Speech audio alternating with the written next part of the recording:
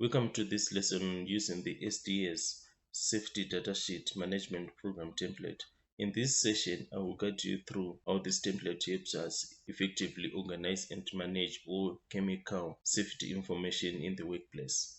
This tool is designed to improve safety, support regulatory compliance, and make it easier for us to track essential SDS details. With column headers such as chemical name, SDS, location, hazard, classification, pictograms, and precautionary statements, storage and handling precautions, and spill and disposal procedures. The template captures all the critical information needed to handle chemicals safely and responsibly. You also see how the template helps us monitor SDS, review dates, trade days remaining before the next review, and the update status and remarks for better follow-up and accountability. At the end of this lesson, you will understand how to enter data correctly, read and interpret SDS information, and use this template to strengthen chemical safety management across your workplace. So this is the main dashboard showing this chart with the title next review date status.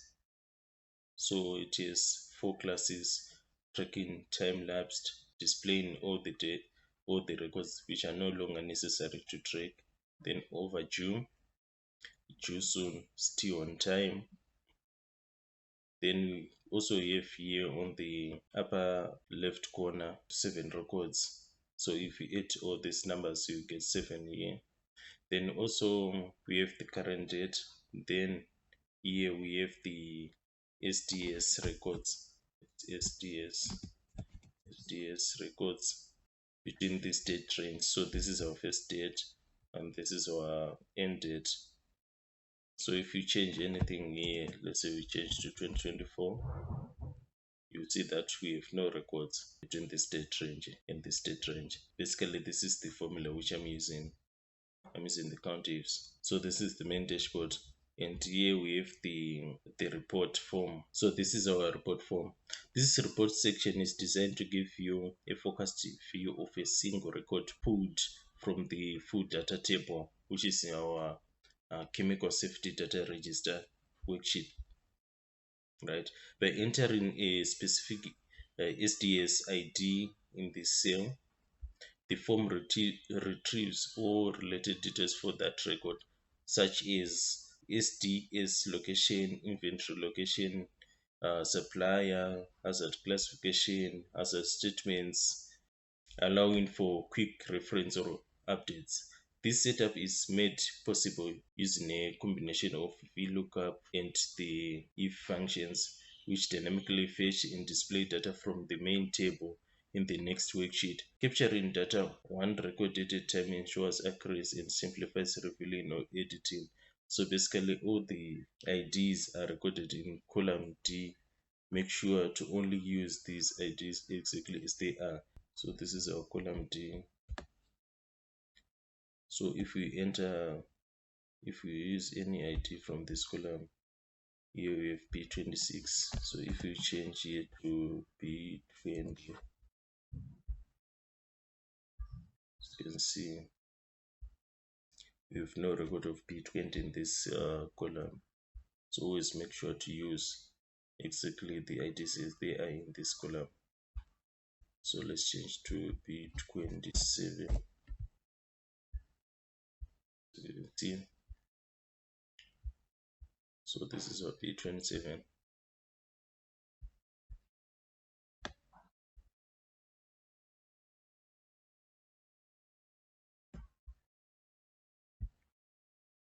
So basically this is how we use this report form to retrieve data from the main table.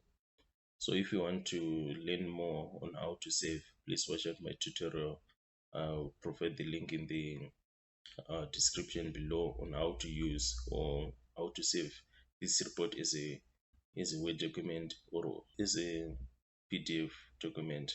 So in this worksheet and the report form again, I'm using macros to streamline work. So I have the search button, the add new row, the delete button, the save as PDF, the save as Word, filter data button, So basically, Excel macros are automated sets of instructions that perform a repetitive task in Excel with just one click. They are created using a programming language called VBA. In the workplace, macro help by saving time. They automate tasks like formatting, copying data, generating reports, or printing documents. Then they also reduce human error. Since macros follow exact instructions, they minimize mistakes from manual data entry or repetitive steps. They also improve efficiency. Employees can focus on more important tasks while macros handle the routine work. Then standardizing processes. Macros ensure the same steps are followed every time, which helps maintain consistency in reports or data handling. Macros help streamline operations and improve productivity in any environment that uses Excel regularly. So, if you want to learn more on how to use these buttons, please watch out my tutorial on Excel macros. Provide the link in the description below. And also, I demonstrated on how to use these macros in my previous lesson. I will also put the link in the description below. So basically, this is the table. So I just applied conditional format into this W column. So basically, our chart in the dashboard is displaying our four classes, and the data is being retrieved from this column W. So let's say if we change a date here, let's change here to December 15, 2025, as you can see. So you see that we have 17 days remaining, and it will be highlighted in green, then overdue in red, then due soon in yellow, then triggering time in gray. So I'm using this formula, guys. The formula checks the value in V13 and then gives us a status based on how big or small that number is. First, it checks if V13 is less than minus 30, uh, minus 30. If it is, it shows tracking time lapsed. That means the task is way past the expected tracking period. If not, it checks if V13 is still below zero. If it is, it shows overdue. This means the deadline is already passed. If it's not overdue, it checks if V13 is less than or equal to the number in cell F5. F5. This is our cell F5, right?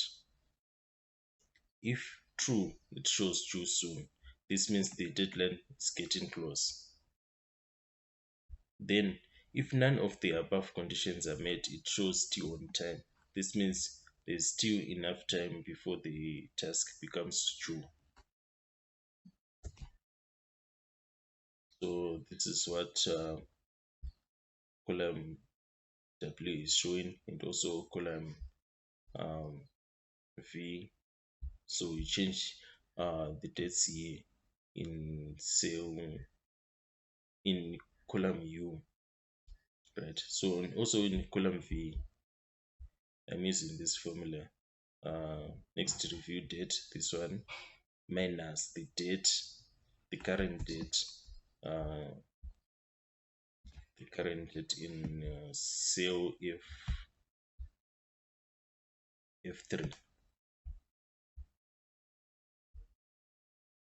So if you want to learn more on how to use this template, on how to use these formulas, please watch out my tutorial in the description below, and also here on the in this mini summary table, it's also showing the counts of all the statuses still on time. We have two and due soon, and then on the dashboard is being displayed as a chart like this.